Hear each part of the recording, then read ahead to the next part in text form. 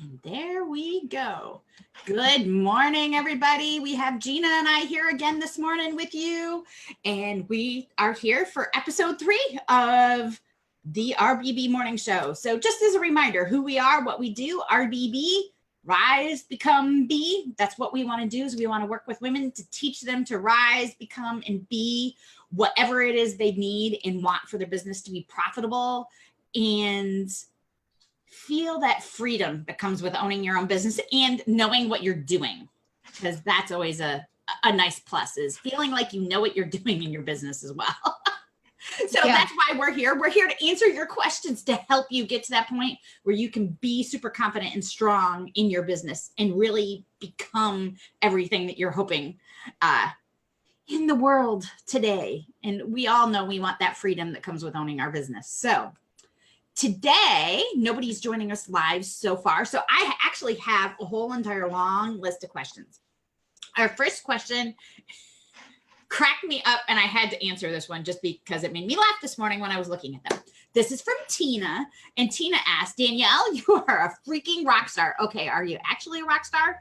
Do you ever panic over your business? So first of all, yes, sort of. I do not play guitar. That is my husband's guitar. Well, okay, it's not my husband's guitar. I bought a guitar for my office for the wall. I do not play guitar. However, instead of just buying a plain purple guitar, I had to have a cool guitar. In order to get a cool looking guitar, it had to be an expensive guitar. So I went with one that my husband will actually play. My husband is the rock star in the family, the true real rock star. He plays both lead guitar and drums in another band. So he does that. I am a singer and a bass player. Right now, I'm rearranging my office, and I added a desk so I don't have room for my bass behind me right now. It was there for a little while.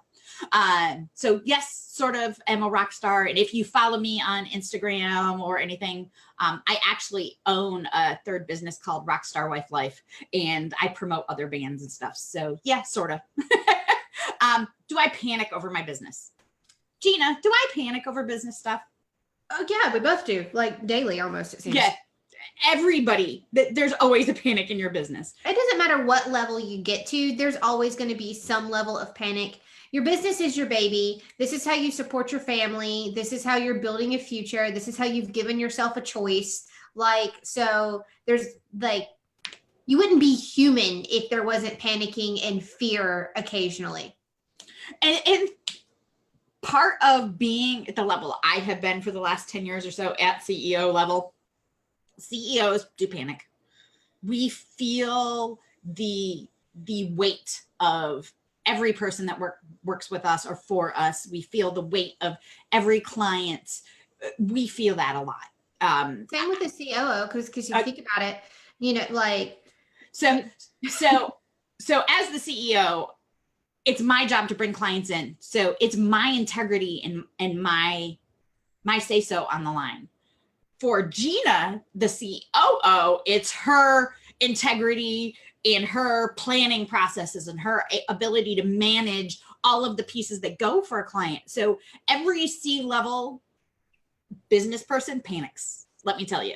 It's what you do with that panic. So you will see me panic. Like, I've posted about being really upset about what's going on. And I went through a super, super, super rough time from October through end of November this year in business. And it took me a couple months to get my head on straight after that.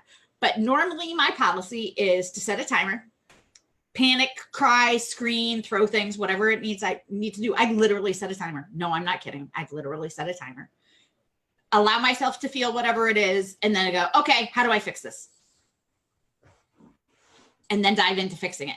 I tend not to focus on things for too long or panic for too terribly long most of the time. But again, like I said, I had a rough patch this last fall, and it took me a couple months to get back on my feet. And Gina was very much part of that for me and trying to help me keep my head on straight for a few months. So we all feel that panic. Don't feel like you're the only one feeling that at all. Yeah, absolutely. I mean, think about it. So Danielle is the front of the company.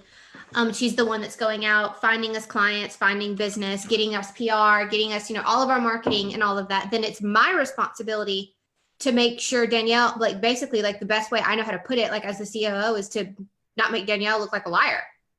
So delivery, making sure that the team is able to work in an efficient way, like that we're getting everything that we need to get done, that everybody is organized and can get to their stuff when they need to get to their stuff is my problem.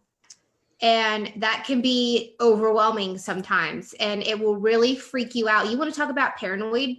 Like you just think, that feeling you get when you're like, God, I really think I left the coffee maker on. Did I leave the coffee maker on? I'm pretty sure I left the coffee maker on. That is like me all the time, like wondering whether or not I forgot something, or did I forget to push a button? Did I forget to tell somebody something really important? Like, that's my day every day. So if you want to, yes, the worry and the panic is there. How I deal with it, I'm not like Danielle. I don't set a timer. I'm not that extreme, but I do give myself the day. But that's because I deal with very, very, very severe anxiety. So it takes me a little longer to bounce back. So I have to give myself the day, and I get the day. But then the next day, it's all about solutions. I only get one day to kind of like feel my way through it, think it through, whatever it is that I need to do. I get one day, and then the next day it's back to business as usual. And that's how I handle it. So everybody, there's no avoiding it, guys. No. So allow yourself. Don't feel like you have to be, and we see this online a lot, is don't compare your start to somebody else's middle. Not everybody in that same vein is not every personality is the same. I do not suffer from anxiety. I suffer from probably overconfidence at all times. And that does cause issues between Gina and I at times, because I'm always, yeah, we could do that. Gina's like, well, I got to figure out how to do it. I'm like, no, we could just do it. Gina's like, no, we have to figure out how to do it. So that in itself can be an issue in business. But the thing is that we laugh at each other about it. So that's what's funny is it's like we just start laughing, because like you should hear us going back and forth. And you're like, no, it's fine. I'm like, no, it's really not fine. No, it's fine. No, it's really not fine. And that's pretty much how it goes. We do a lot of that around here. Yeah. But the point is, everybody does it. So your mindset behind how you're going to deal with it is really how you get through it. It always comes back to mindset. And I always say my mindset is in the clouds every day, because I have no limit to where my mindset is. My mindset is what keeps me going. Again, overconfidence. And again, that also has its own issues, but that really can help you in deciding how you're going to deal with a problem, and deciding before you have a problem, how you're going to deal with that problem. It really does help, believe it or not. Have a process for dealing with your problems. Not kidding. It really does work. Okay, our next question is from Emily. How do you plan your day with doing all the things that you do? And she follows up, Danielle, I know you own more than one business, and I know you and your partner, Gina, both are always coming up with new things and really trying to provide value for all of us. How do you plan to do all of those things? Well, I'm going to be completely honest with you. I love to plan for other people. I am actually a planning strategist and a time management strategist. I can work with the most ADHD person in the world and get them on track. I have a million reviews about that. However, I am very much a plan by the seat of my pants person. I do plan. I plan like a month at a time. And then after that, I just fill in the blanks and go. I tend to not do time blocks and hyper management of my time and the things that I have to do. That being said, I'm having to learn to do that a bit more. The bigger our team grows and the more Gina and I have things that we have to do to develop and work on our business, I'm having to learn to plan better. Gina is the planning and she's the CEO. She's the planning and organization queen. So she probably has 9,000 tips for you. Well, okay. So as business owners, we have a ton on our plate all the time. Like there's no getting around that. We're going to have a ton on our plate. And you can feel overwhelmed, especially if you're being overly zealous with what it is that you're trying to do. That's where people mess up, is they are absolutely trying to get entirely too many things done way too quickly. So we tend to put these unrealistic timelines on ourselves over the amount of time that we have to get things done. We're not paying attention.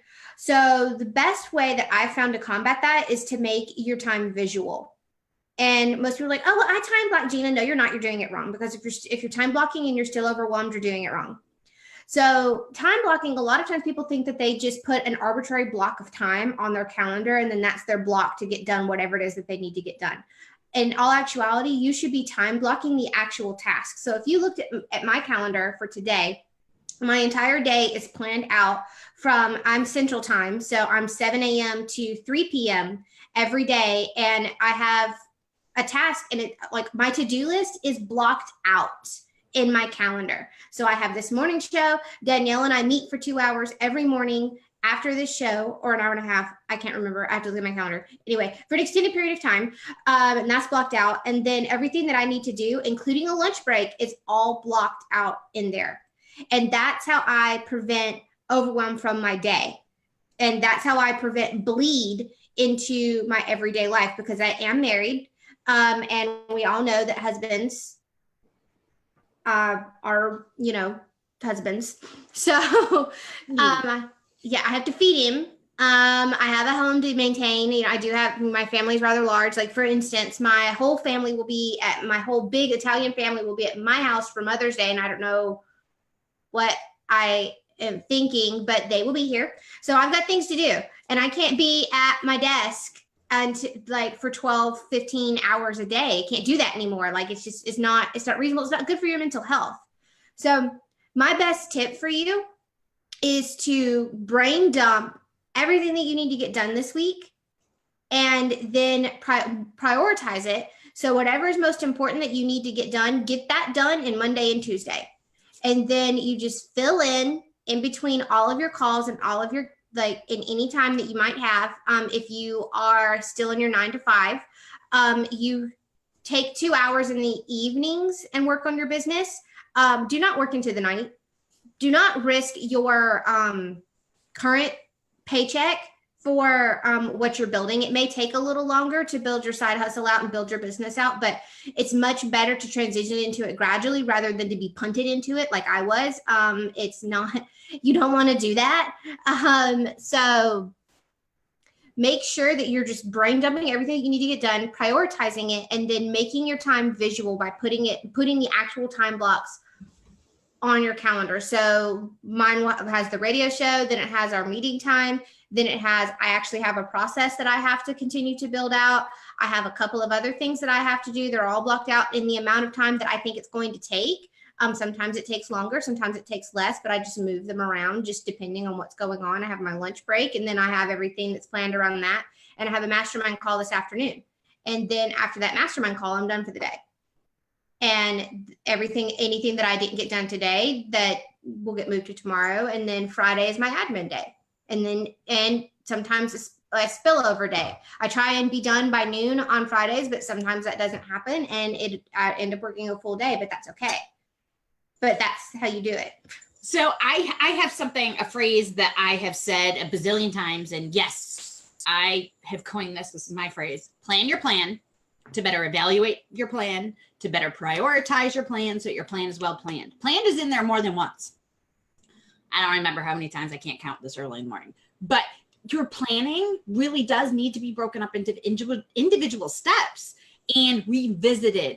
And that's part of it, is when you're planning and evaluating your plan, you're consistently evaluating that plan and re-looking at it. And when you are in side hustle mode, it's super important that you do that, because your time is super valuable, and something that both Gina and I, again, ex-project managers, well, I'm an ex-project manager. She's still a project manager. It's super important that you break up anything that's more than one step into all of the individual steps with all of the resources, all of the things that you have to do to get things done.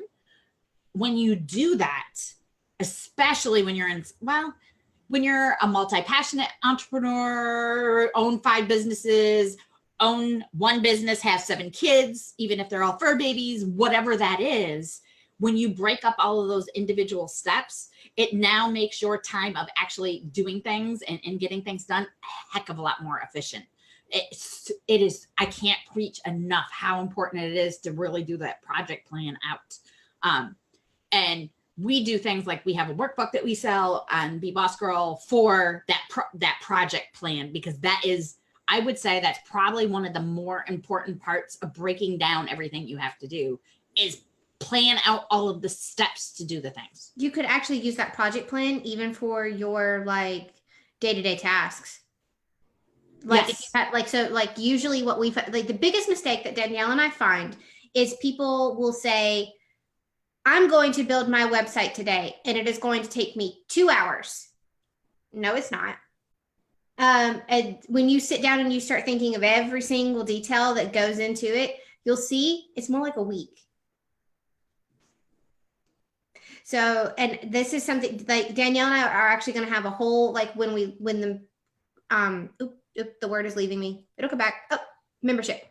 When the membership launches, we're going to have a whole training all around time management, doing all of this. I'll be going in depth into the time blocking, but for now we do have that project planner workbook. And we have a few different like planning workbooks, mini workbooks. Yeah, there's a daily one in there, and there's a daily and weekly one in there, and they actually have like time blocking examples in the back of them to kind of help you guys see what we're talking about when we say to make your time visual. So that we do have resources that are in there already that can get you started, and they're $5.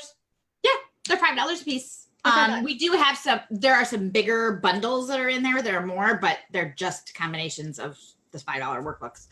And those are always available. And the exciting thing is when we go live with the membership, is all of those pieces that are in there right now are going to be available for free for those that pre-buy into the membership. So we're going to be giving away a lot once we do that. What's the biggest mistake you think you see with people with their planning and time management? Because I know me, it's that people aren't paying attention to the details. It is always the details. I think one of the better examples is I have one of my clients that I was working with, and I was doing time management and planning strategy with her. And we talked every morning at 8 a.m. And every Friday we would plan for the following week. And then Monday morning we would talk. Okay, what's your top 5 priorities for the day? And she would give them. And after a couple weeks, she was very frustrated. I really was noticing she was frustrated Monday, Tuesday, Wednesday, Thursday. Friday. She was frustrated. And at the end of the week, on Fridays, her list, after 2 weeks, I noticed her list was exactly the same. I'm like, okay, hold on. We need to back up here. Why didn't you accomplish anything? We've been talking about your top 5 every day, and they're carrying over. Why do they keep carrying over? Well, I can't get everything done in a day. I've seen your list on Friday. You've got a whole entire week to do all of that. Why aren't you getting things done? Well, I get everything on my list for Monday, and I can never seem to get through it all and get it all done. I'm like, okay, then we need to revisit everything. And it took me a little bit to get, probably a week, for her to start sharing her screen with me to see what she was doing. She was taking that whole entire list on Friday and putting it into Monday. No, that's for the whole week. Yes. And because she was doing that, yes, she was overwhelmed. She was so paralyzed by that overwhelm. She wasn't getting anything at all done. And think about what that's doing to her mindset. It's making her mindset. She was literally in tears every Friday because she wasn't doing anything in her business. She felt like she was getting nothing done. And in fact, she was spending a 40-hour, probably 80-hour week not getting anything done because she was so overwhelmed by not prioritizing and breaking things down into their individual set steps. herself up for failure. And that does something to you up here. It really does. And that's nowhere you want to go. No, you don't. And you really want to make sure that you're setting yourself up for success.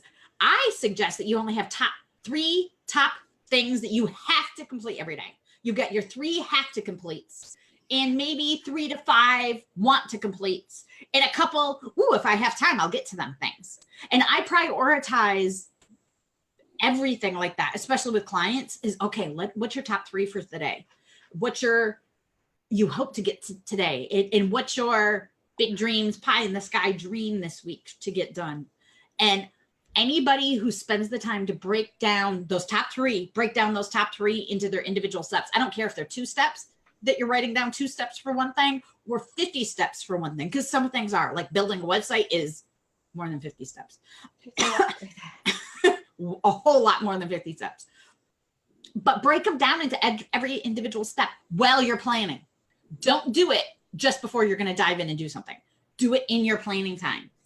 Even though you feel like you're wasting a lot of time in your planning time by doing that, you're actually making your productive time about 10 times more productive, if not more, by breaking things down. Because when you look at that that project sheet, okay, I've got all the steps written down. Now this is step 1. Okay, done. Check off. Okay, this is step 2. I don't care if it takes you an hour, but you're able to easily walk through all of the steps and get everything done that way. That's how Danielle and I plan every Friday. Danielle and I we have our morning meeting every Friday, and we sit down and we plan the next week. What's going to be our focus, what we're going to tackle in the next week. And then we each have our own respective tasks from that we're to take over. Usually we're splitting up pieces of a project. And that's how Danielle and I handle it as a partnership every week. We do it every Friday of the world. And then Danielle and I as individuals, every afternoon when we're doing, and it's called, like, if you have not read Deep Work, I highly recommend that you read that by Cal Newport. It's actually a very good Guruville book, as I like to call it. But have a shutdown routine. And my shutdown routine is I sit down and I just I go into what we've planned for the week, where I have everything, all of my tasks for the week. And then I go in and I plan out my day. I take the tasks that I'm supposed to get done this week, move it over into my current sprint, and then time block it out, and boom, I'm done for the day. I'm ready for the next day. I sit down and know exactly what I'm doing every day. I do the same thing is before I shut down in the afternoon. Well, for me, I have a kind of a weird schedule that I split up. But whatever, my last thing I do in the day, whether it's 4 p.m. or 8 p.m. when I'm finishing up, I always go through the next day's tasks in like any meetings or any of that, refresh my memory of what's going on, break things down into their individual steps. If I have multiple steps that I have to do something. It's how we end up with very entertaining text messages. At 10 p.m. at night. Because I was working late last night. Yeah, last night was how did something get on my schedule for 4:30 a.m.? That was a major discussion for me last night at 8 p.m. because I don't tend to look ahead in my schedule. I do the look ahead on Fridays for the whole entire week, but I have no memory. Like literally, yeah, I was not happy last night with the Acuity. Let me just tell you, 4:30 a.m. it let something schedule, and my schedule is not open at 4:30 a.m. So let me tell you. But it allows me to have those panic attack about those things then, instead of missing a meeting with a client or panicking way before I need to panic. And it also keeps your mindset a little on the high where you want it side and less in the worrying about things side, because that's not a worry. You know that you have a time to look at that. You have a time to deal with that. It's part of your routine, and it really helps you get in a good mindset and a good habit. And mindset is a habit. And that's something that we'll be talking about in the 21-day challenge that we launch in June, is the 21-day mindset habit, because mindset is not just this woo thing out there. It is a habit, and it's one that you can create new habits of. We do it all the time. Like, speaking of mindset, Danielle mentions all the time that at the end of last year, she went into kind of a funk and had a lot to recover from. I went through the same, but it was earlier this year. I had a really rough year last year, and kind of in what I do sometimes as a service provider and what I do, sometimes, you can get clients that beat you down. And I went through that for almost a whole year, and I had to heal from that. So mindset, and I had to work on my mindset. And some of it is what caused me to go into that dip, because I was fine. I recovered well, but then I went into a dip, and it's because I got lack on the things that I needed to do to keep my mind where it needed to be. So it truly is a habit. And I can testify to that because when I dropped the habit, my mindset went to the toilet. So just keep that in mind. So we had somebody that just asked us a question over on Facebook, which is the best place to keep your plans? So that is the discussion that we had on day one, episode 1. Go back and check that out about talking about your task management and all of that. We do that in Trello. I actually do that in a combination of Trello. I love to handwrite. So I have the iPad Pro with a pencil, and I use GoodNotes for all of my brain dump and all of that stuff. I can convert handwriting to text in GoodNotes. So I'll do that and then pop it over into Trello as needed. But that's how I plan because I want to handwrite. And I found that I was going through probably a notebook a week. So I decided to move to digital to, well, save the planet because I was going through a whole notebook a week. And I also needed a way to easily share that rather than literally taking a picture with my phone to share with people and trying to read my handwriting. Ask Gina about reading my handwriting. It's atrocious. So it just, you have to find the system that's best for you. We have one person that on our team that plans completely in ClickUp. We have a lot of us plan in Trello. And we will, through the membership, we will start, Gina is to our VIP group is going to be offering some really high level trainings and courses for people in how to use all of the different types of planning tools and how to really use them. She'll be doing, I'm telling her this now. She's going to be doing a course on Trello. She's going to be doing a course on ClickUp, a course on Dubsado, because there are some people. Welcome to my life, guys. She just tells me what I'm doing sometimes, and I just have to make it happen. She's going to do one on Dubsado because we actually have a couple clients that do all of their planning and everything for their business, project management, all of that in Dubsado. And that's a very different way of thinking. Also, how we plan digitally and using a lot of Mac resources to do so. Excuse me. And good old pen and paper. We can only show so much of that in the course, but we can give some examples for things like that. So that is something that we're going to be offering to our VIPs. Is they'll get an extra course every month of a technical based course. And Gina is the queen of doing all of that. So she will be doing all of those. You'll see me. I'll be the person in your face most of the time for all of the regular membership stuff. But Gina is the one that needs to train the people that are really serious about planning and all of the technical end of the business, because that's her job, not mine. My job, as my husband says, is to talk to people and tell them everything I know. I like to tell everybody everything I know. In other words, I get paid to run my mouth. My husband is finding this whole entire concept very amusing at this point. So. Mine is too, because even though I am introverted, I am friendly. And I do enjoy talking and conversation. So my husband is also finding it very funny that I get to just sit and talk. He thinks it's hysterical. Yes. It has been a dream in my life to get paid to talk. I'm really good at it, I have to admit. We do that. Yeah. I could all day if you let me. The problem is Gina and I could get on the phone together and we could do it all day long. So yeah, like we talk like when Danielle has to leave the office, we talk several times a day. And the problem is Danielle and I are both ADD. Case in point right here. And we'll just go down this total side, bar, rabbit trail. And eventually we make our way back to where we originally started, but we just got to go on a little trip. So somebody just got to take a little trip with us. Mm-hmm. So any more questions, ladies? You can ask here on Facebook, or you can ask you could still hop in Zoom. Well, I guess we are actually finishing up our time, but if you have any more questions, you can message the Be Boss Girl Facebook business page.